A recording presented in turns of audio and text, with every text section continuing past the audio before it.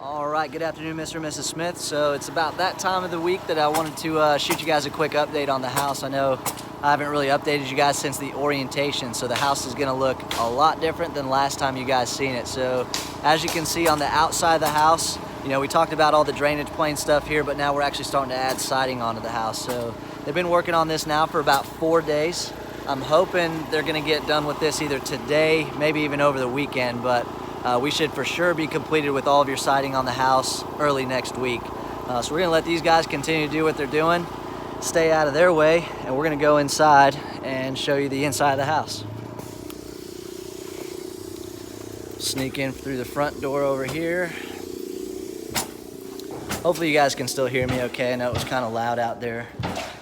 But I just want to walk you through the house real quick, kind of show you what we're working on this week, what we've been doing inside the house, and then kind of what direction we're going next week. So as you can see, we have sheetrock is installed in the entire house here. So sheetrock installs is typically about a 5-day task for us. Day 1 obviously is install sheetrock. Day 2 is also another install sheetrock day, and then all of the seams that you see throughout the house have been taped. All the screw holes have been spackled and skimmed.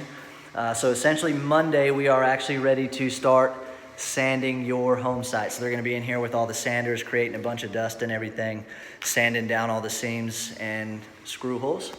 So then once we get through the sheetrock, we're actually ready to start installing cabinets. Once cabinets go in, we are ready to start the rough paint process. So one of the things that I want to talk to you guys about this little process right here, especially in the master shower, this is a really, really important feature of your guys' home. So you guys are going to have a tile surround shower here. So there's definitely some stuff that I always like to look for in a tile shower. This is one of them. If you haven't noticed already, this is a different type of sheetrock than what you have in the rest of the house. This is green board. This is a moisture-resistant sheetrock that we use behind all of our tile applications. The biggest thing that we're trying to prevent here, and you guys are gonna have what they call a Kerdi membrane that goes over the top of this. It's basically like a felt paper, kind of like the Typar wrap on the outside of the house. But we want to create that drainage plane for your tile shower just in case any water would get behind your tile. It's got a place to go. It's going to run right back into the shower pan. We're going to talk a little bit more about that at the celebration walk that we have with you guys. But this is kind of what it looks like behind, the tile and all the finish work that goes in. Another thing that I'm looking for, and you can see some of my circles and X's and stuff that I'm looking for here. So all the little circle locations, I want to see a certain type of screw that they're using here. So in all the locations, it looks like they've came through and fixed it already, which is great news.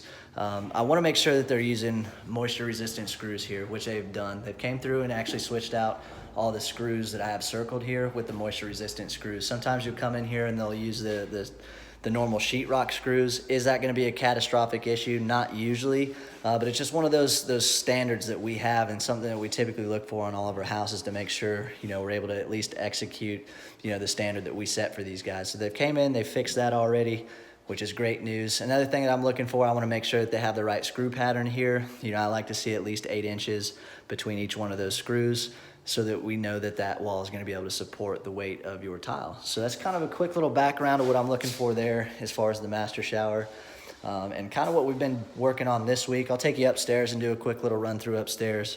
But really that's kind of all we have to talk about construction wise. And then of course, next week, if everything goes well, we will be installing cabinets.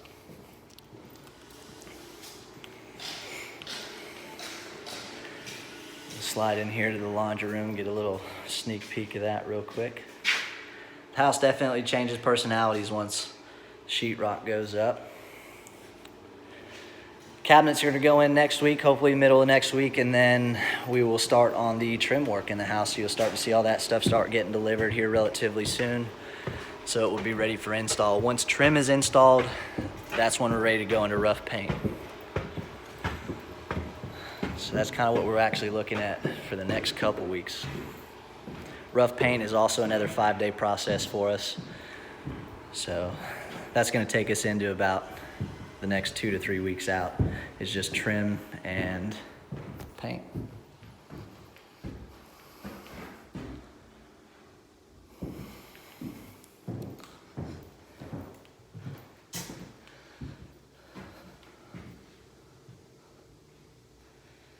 Water lines here for the vanity.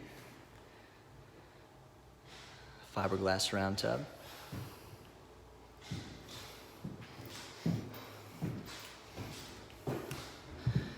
You got bedrooms 2 and 3 over here.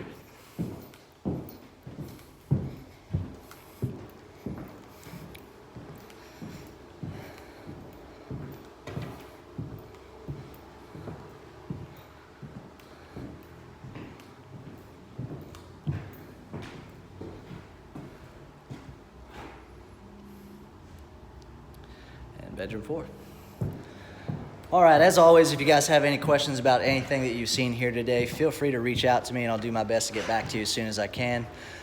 Call, text, shoot me an email. Other than that, I hope you guys enjoy the rest of your Friday and have an excellent weekend.